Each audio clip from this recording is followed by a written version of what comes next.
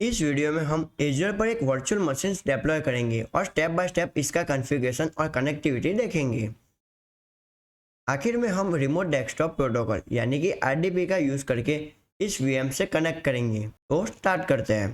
तो कुछ ही मिनट्स में हमारी डेप्लॉयमेंट कंप्लीट हो गई है। स्क्रीन पर एक बटन दिखाई दे रहा होगा जो है गो टू रिसोर्स बटन। तो चलिए इस पर क्लिक करते हैं। अब हम अपने वर्चुअल मशीन रिसोर्स पेज पर आ गए हैं। यहाँ हमें वर्चुअल मशीन्स की कुछ बेसिक्स प्रॉपर्टीज और कॉन्फ़िगरेशंस दिखेगी।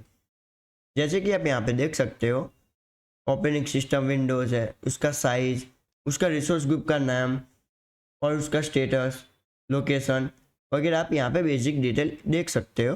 लेफ्ट साइड मेनू में आपको बहुत सारे ऑप्शंस मिलेंगे जिसमें networking, monitoring, setting, availability, security वगैरह आपको सेक्शन मिल जाएगा। इसमें नेटवर्किंग, मॉनिटरिंग और सिक्योरिटी सेटिंग्स कॉन्फ़िगरेशन की जा सकती है। अब हम लेफ्ट हैंड साइड मेनू में जाके ऑल रिसोर्स पे क्लिक करते हैं। तो अब हमारा ऑल रिसोर्स ग्रुप का पेज ओपन हो रहा है। ये थोड़ा टाइम ले सकता है। यहाँ आपको बहुत सारे रिसोर्स दिखेंगे जो हमारे वीएम सेटअप करने के दौरान क्रिएट हुई है। शुरू में ये स्पेस ब्लैंक थी, लेकिन अब ये यहाँ बहुत सारी सर्विसेज और रिसोर्स दिखाई देती है। जैसे कि आप यहाँ पे देख सकते हो, इन रिसोर्स में शामिल है virtual machines, public IP address, network interface card और नेटवर्क सिक्योरिटी ग्रुप यानी कि एनएसजी। ये सारे रिसोर्स एक रिसोर्स ग्रुप के अंदर ऑर्गेनाइज होती है। रिसोर्स ग्रुप का काम रिलेटेड कंपोनेंट को मैनेज और ऑर्गेनाइज करना होता है। तो चलो अब इसको डायग्रामेटिकली देखते हैं। तो हमारा वीएम एक वर्चुअल नेटवर्क के अंदर आता है जिसमें एक सबनेट और एक आईपी एड्रेस होता है। एक ऑपरेटिंग सिस्टम डिस्क जो है हमारा 127 गीगाबाइट, एक नेटवर्क इंटरफेस कार्ड यानी कि एनआईसी जो ट्रैफिक को हैंडल करता है, और एक नेटवर्क सिक्योरिटी ग्रुप।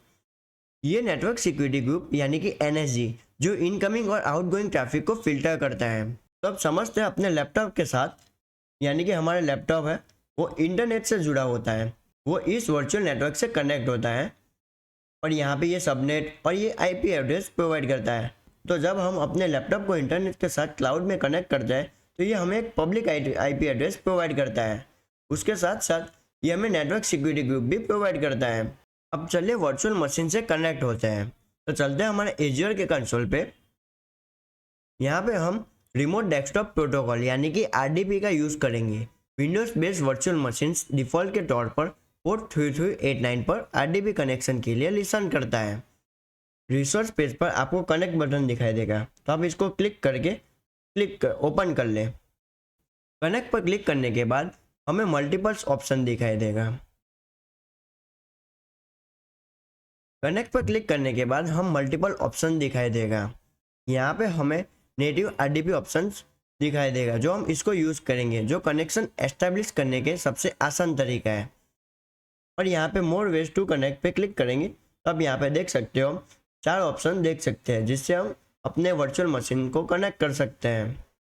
और जैसे कि आप यहाँ पे देख सकते हो हमारा पब्लिक आईपी एड्रेस, और यहाँ पे देख सकते हो पोर्ट नंबर जो है 3389 पे लिसन करने वाला है। ये वीएम के साथ एक पब्लिक आईपी एड्रेस अटैच है जो हम इंटरनेट के थ्रू कनेक्ट होने देता है। नेटिव आरडीपी सिलेक्ट करने के बाद यूजर थोड़ी सी वैलिडेशन करेगा, ये एंश्योर करने के लिए कि कनेक्शन सही है या नहीं। तो ये थोड़ा टाइम ले सकता है, तो थोड़ा वेट करें। ये हमारा वैलिडेट हो रहा है। जैसे कि आप यहाँ पे देख सकते हो, यहाँ पे वैलिडेशन सक्सेसफुली हो गया है, यानी कि हमारा सक्सेसफुली हम इसको रन कर सकते हैं। अब हम इसको क्लोज कर लेते हैं। अब हम डाउनलोड आरडीबी फाइल पे क्लिक करते हैं। फाइल को अपने सिस्टम के किसी फोल्डर में सेव कर लें। फाइल डाउनलोड होने के बाद इसे ओपन कर लेते हैं। तो ये हमें कुछ इस तरह का इंटरफेस दिखाई देगा। तो हम इसको कनेक्ट पे क्लिक करते हैं, तब कुछ इस तरह से इंटरफेस आ जाएगा। ये फाइल कनेक्शन डिटेल स्टोर करती है जो वीएम से कनेक्ट होने के लिए ज़रूरी है। आरडीबी फाइल ओपन करने के बाद आपको क्रेडेंशियल एंटर करने होंगे। जो यूजर नेम अपने वीएम बनाते वक्त बनाया था उसे एंटर करते हैं।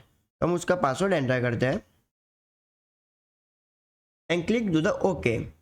आपको कुछ इस तरह का इंटरफेस दिखाई देगा। तो अब हम इसको यस पे क्लिक करते हैं। कनेक्ट बटन पर क्लिक करते ही आपका वर्चुअल मशीन से कनेक्शन एस्टेब्लिश हो जाएगा। तो ये थोड़ा वक्त ले सकता है, तो वेट करें इसका सक्सेसफुली रन होने का।